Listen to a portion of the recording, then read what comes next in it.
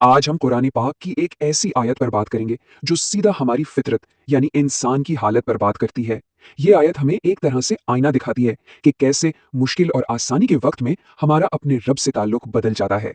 ذرا غور کیجیے، جب ہم پر کوئی مشکل آتی ہے، کوئی تکلیف گھیر لیتی ہے، تو اس وقت کیا ہوتا ہے؟ سارے دنیاوی سہارے ایک طرف رہ جاتے ہیں اور دل صرف اور صرف اپنے رب کی طرف پلٹتا ہے۔ اس لمحے کی پکار میں کتنی سچائی ہوتی ہے، کتنی عاجزی، بس ایک اللہ ہی یاد آتا ہے۔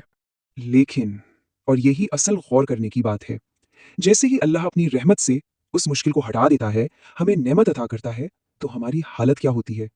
ہم اسی ذات کو یکسر بھول جاتے ہیں جسے ہم گڑ گڑا کر پکار رہے تھے۔ وہ دعائیں، وہ وعدے، سب کچھ جیسے کبھی تھے ہی نہیں۔ اور پھر ہوتا یہ ہے کہ ہمارا بھروسہ واپس دنیا کی چیزوں پر لوٹ آتا ہے۔ ہم نعمت دینے والے کو بھول کر خود نعمت میں ہی گم ہو جاتے ہیں۔ اور یہ ایک بہت ہی خطرناک راستہ ہے۔ یہ ناشکری کا راستہ ہے جس کا انجام اچھا نہیں ہے۔ تو کیا اللہ اس غفلت کو، اس ناشکری کو بس ایسے ہی چھوڑ دیتا ہے؟ نہیں، آیت کا اگلا حصہ اصل میں ایک بہت بڑی تنبیہ ہے، ایک وارننگ ہے۔ یہ اللہ کی طرف سے اس انسان کے لیے ایک براہ راست خطاب ہے جو ناشکرا بن جاتا ہے۔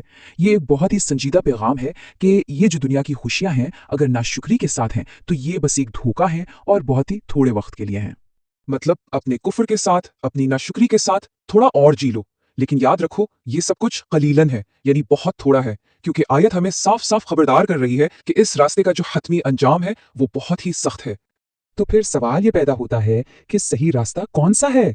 ایک مومن کو کیا کرنا چاہیے؟ آخر اس غفلت سے بچنے کا طریقہ کیا ہے؟ آئیے دیکھتے ہیں۔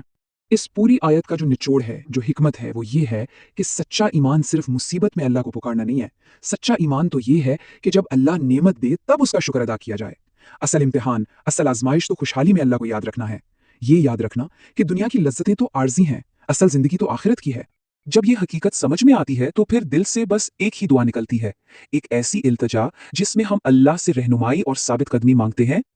جذباتی پس منظر کی موسیقی پر عربی دعا کی تلاوت۔ اس خوبصورت دعا کا مطلب ہے، اے اللہ ہمیں ان لوگوں میں شامل فرما جو نعمت ملنے پر تیرا شکر ادا کرتے ہیں اور جب کوئی آزمائش آئے تو اس پر صبر کرتے ہیں۔ اور آخر میں بس یہی یاد دہانی ہے، اللہ اکبر، اللہ سب سے بڑا ہے۔ ہماری خوشیاں، ہمارے غم، ہماری نعمتیں، ہماری آزمائشیں سب اس کے سامنے ہیچ ہیں۔ الیہ ترجعون، اور ہمیں لوٹ کر بھی تو اسی کی طرف جانا ہے۔